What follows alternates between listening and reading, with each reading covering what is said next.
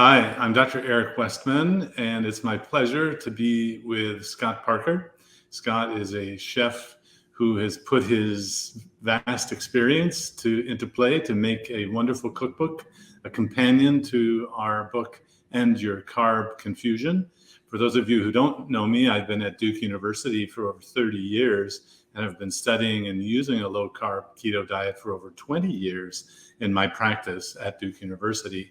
And it was my great pleasure to meet Scott and ask him, what does he think about the healthy nature of food, and can it be healing and salutary? Like most chefs, sure, good eating is part of a healthy lifestyle. And so when I started telling about how I could help reverse obesity and diabetes and even heart failure, things like that, I was thrilled to have Scott help out with the Your Carb Confusion cookbook. Scott, tell our listeners a little bit about yourself. Thanks, Doctor. So Scott Parker, I've been cooking for the best part of 20 years. I've spent 10 of those years in 2 Michelin star restaurants. I finished as head chef of a 2 Michelin star restaurant called Midsummer House in Cambridge, where I was in charge of running the kitchens and changing menus and producing, incredible food for guests that didn't really consider their diet much, certainly wanted to go and dine and eat well. And then the last 10 years, I've been working in retail for manufacturers and for retailers, and I'm currently working for Woolworths in South Africa as a culinary innovation research and development manager.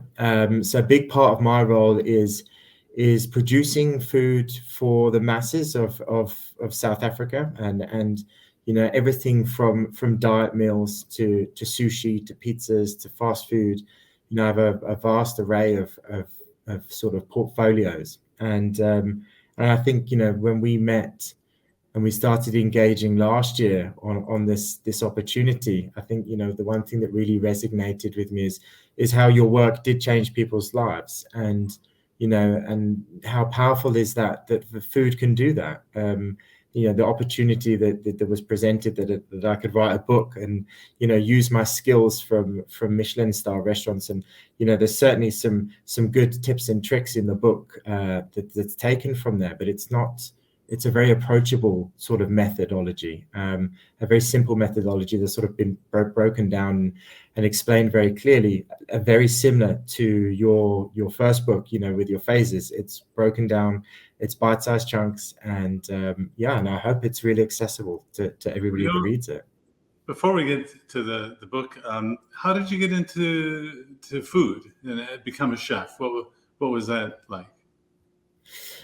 So, long term, I was 15, and my stepfather at the time had a pub in Oxford, and I have 2 brothers. So we'd go up and see my mum for the weekends and school holidays, and we were put to work. And I didn't particularly enjoy waiting on tables. I quite enjoyed being in the back in the kitchen. So I started washing the dishes. And I just really enjoyed the hum and the buzz of the kitchen, and the smells, and watching a whole fish coming in one door and then being filleted down and seared and poached and plated beautifully, going out the other. And it was just seeing that translation of using incredibly incredible raw material and just processing it and it coming out the other end, and then just seeing and hearing the reaction of the guests and the customers was just something. It felt like magic to me, and it still does in a way. Food for me is a language that's just incredible once you've engaged somebody, and everybody can relate to it. So that's where I sort of caught my bug. What's the process then of becoming a chef? Do you have to go to school? And I'm not familiar with that.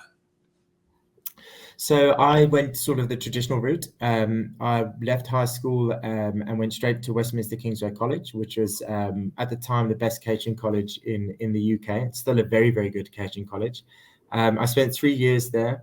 Each year I was at college, I worked in a different restaurant. So I'd go to college Monday to Friday, and then I'd go to work sort of Wednesday evenings, Thursday evenings, Friday evenings, and then I'd work Saturday, Sunday, basically just so I could pay for my train fares, anything extra, my accommodation, and it really gave me such an incredible experience to be able to work in London in sort of 5-star hotels. I worked in Michelin, I worked in diamond rosettes, and just got that extra edge, whilst everybody else was partying and going out and enjoying their young age. I was still in kitchens, and I just couldn't get enough of it. I'd finish college and I'd go straight to work, and I'd just be so eager and keen to learn more.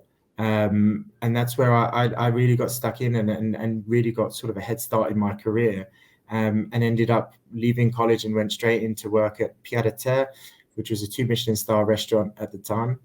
And that's sort of where it stuck. So conventionally, you can study. Lots of people go to, I know there's a very famous CIA, the Culinary Institute of America in the States, where you can go and study. Or there's sort of a modern apprentice style of learning that you can do now as well. I see. And then you've been, when you say there's a Michelin star restaurant, what does that mean? And how does that rating work? So Michelin stars, the maximum you can get is 3 Michelin stars. And I was chatting, a good friend of mine has an Olympic gold medal, and he said, to get a 3 Michelin star is like you're getting a gold Olympic medal. It's a real big deal. It's incredibly difficult to get hold of.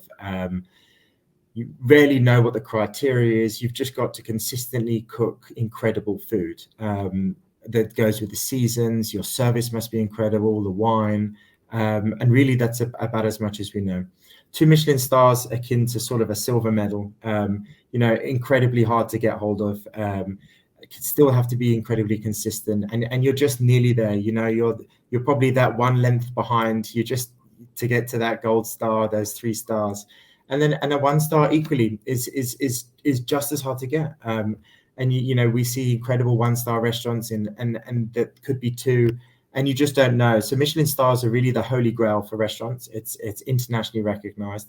I think it's probably the only internationally recognized guidebook out there that chefs would attest to, still to this day. And it's a fantastic echelon and an achievement. And I think that, you would be able to walk into any country around the world and know if you picked up the Michelin guide, you're going to go to a very good restaurant. You've got that sort of backbone to know that if it's a 1-star or a 2-star or 3-star, the quality is always going to be very, very good. Now, I understand you've been all around the world. I've been very fortunate. So I started and did my training in London, England, and then I spent some time in Japan. I took 6 months out to go and live and work in Japan, which was one of the most incredible experiences I've ever had. A real humbling experience, just the work ethic that they have there, and the ingredients, the produce. It's just it's amazing, really. Everything just tastes fresh and beautiful, and the fish markets, the vibrancy. It's such an exciting place to be. And I was traditionally classically French trained, so heavy on butter, heavy on cream, which in time became too much for me almost, and not where I saw my food going. And I wanted to create my own style and really start becoming a bit truer to myself. So, my time in Japan really taught me to lighten foods and remove the butters, remove the creams, because they don't have, that's not part of their diet. They use a lot of pickles, dashies, lighter flavors, fruits and vegetables, raw foods. And I sort of brought that back. And that's when I went back to Midsummer House and I was named head chef. And they're the sorts of the flavor combinations and taking classic dishes and just sort of lightening them up with these Asian influences, without being too faddy. I didn't want to be another sort of fusion, but really just trying to clean up my food and understanding, more so at that stage, the nutritional aspect of, it's not really sustainable to eat 15 courses that are all plied with butter and cream, and, that you're going to leave that meal like, although it's enjoyable to eat, that's not really great for you after eating like that, on a weekly basis. So Japan was an incredible experience. And at least with the French training as well, you didn't fear fat to use butter and that thing. They don't fear that. And well, so you've brought in experience from around the world apply into this book. And some people have asked me, is this a simple, is it a beginner book or an advanced book? I have to say it's kind of both.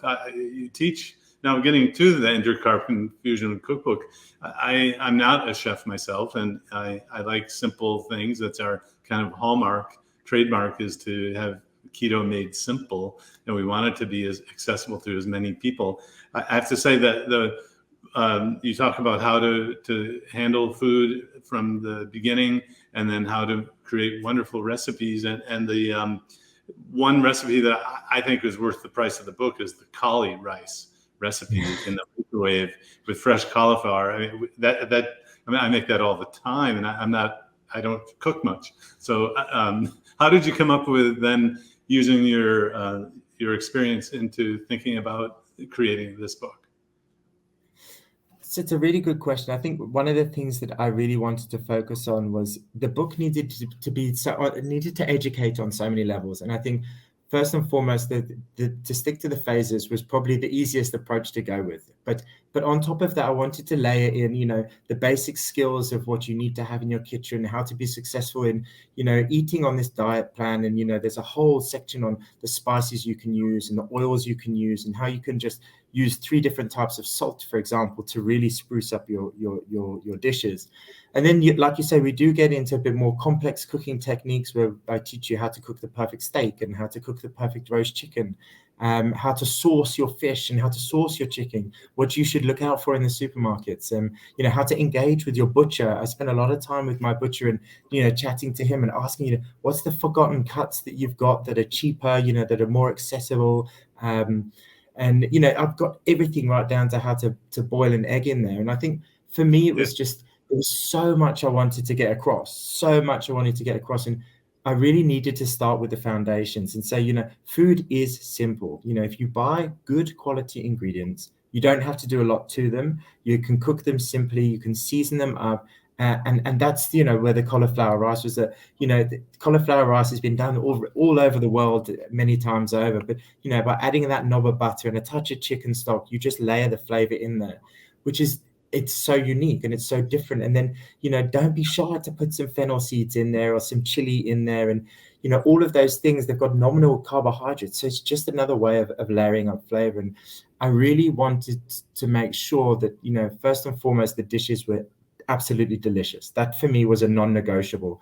I've taken dishes that I've cooked in restaurants. I've taken dishes that I've developed for retailers.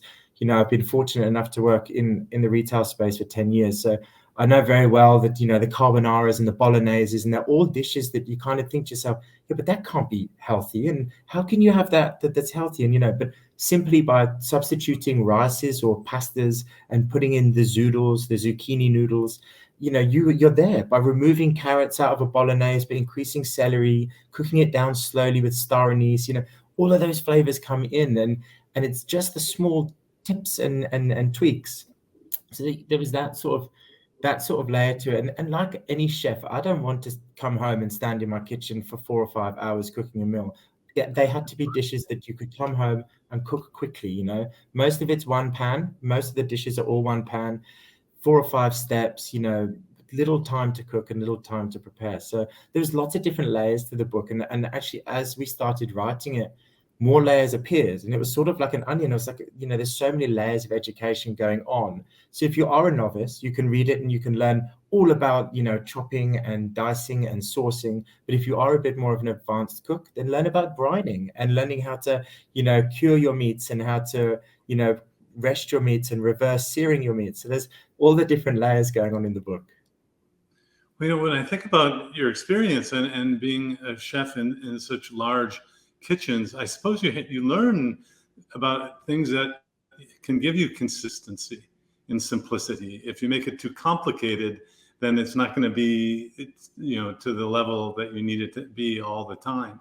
I wonder, is that sort of that you're focusing on things that you've learned to make it simple and consistent?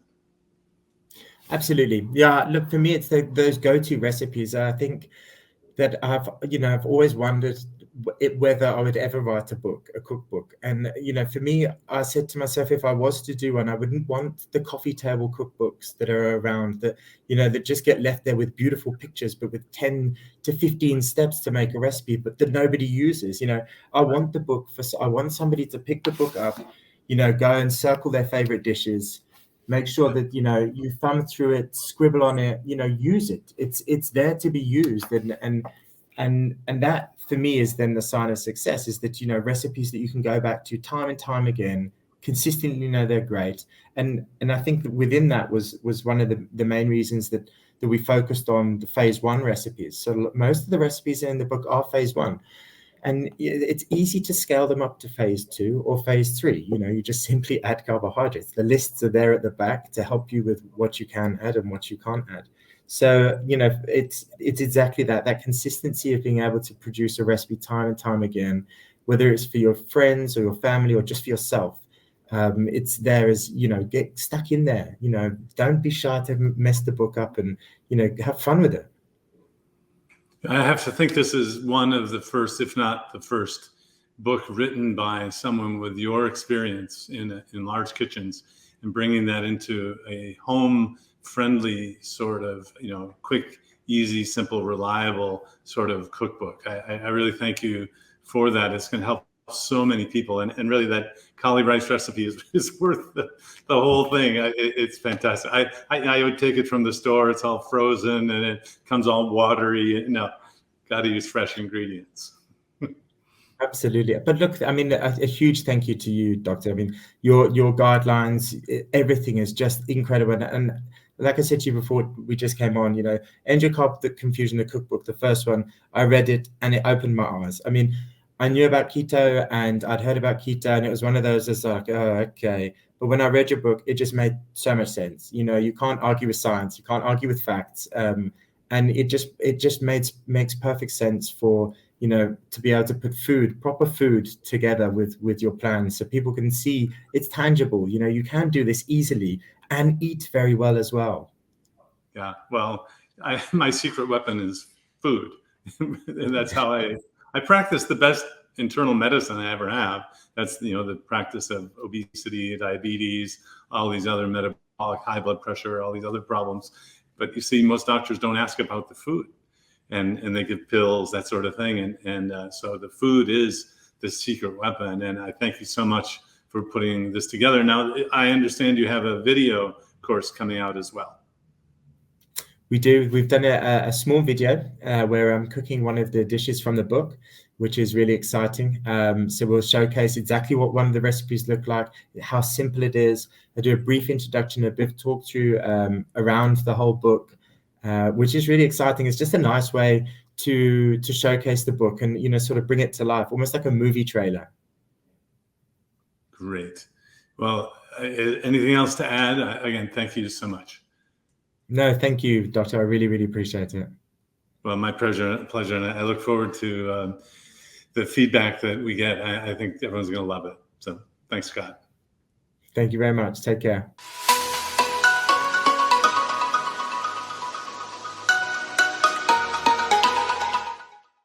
If you enjoyed this video, be sure to like, subscribe, and hit the notification bell, and check out adaptyourlifeacademy.com.